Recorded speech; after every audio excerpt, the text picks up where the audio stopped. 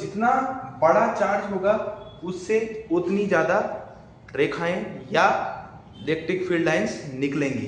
तो चार्ज की मैग्नीट्यूड पे डिपेंड करता है कि जितना बड़ा चार्ज उतनी ज़्यादा रेखाएं या उतना ज़्यादा इलेक्ट्रिक फील्ड लाइंस निकलेंगी। जैसे हम ये मानते हैं कि जैसे Q, हमने ये मान लिया कि इस Q से निकलने वाली इलेक्ट्रिक फील्ड लाइंस 6 है।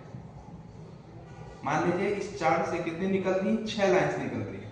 तो अगर मैं यहाँ पे देखूं 2Q, तो 2Q से कितनी निकलेंगी, जस्ट डबल, यानी इससे कितनी निकलेंगी 12। इससे कितनी निकलेंगी, इससे निकलेंगे आपका 2Q से 12 लाइन। तो इसी चीज पे हमारे पास कभी कभी क्वेश्चन आता है कि अगर एक चार्ज है जिससे हमारे पास 10 फील्ड लाइंस निकलती है, कितनी निकलती हैं 10, तो हमें ये बताना है कि भाई Q/2 से कितनी फील्ड लाइंस निकलेंगी।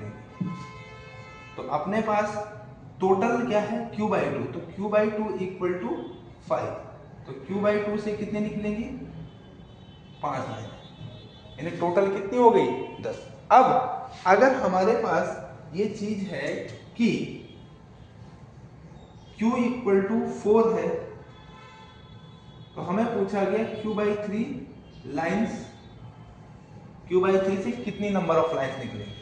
तो यहाँ पे हम इसको सॉल्व नहीं कर सकते क्योंकि हमारे पास टोटल चार्ज लाने के लिए कुछ भी नहीं है। यहाँ पे हम क्या चीज ऐसे मल्टीप्लाई करें इसके साथ, क्योंकि फ्रैक्शनल में हो नहीं सकता।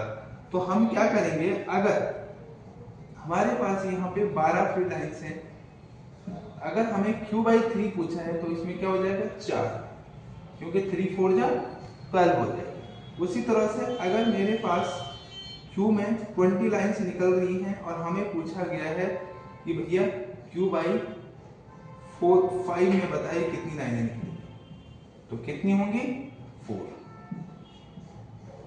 तो इस तरह से अपने पास इसको इस तरह से हम रेशो में तोड़ते हैं।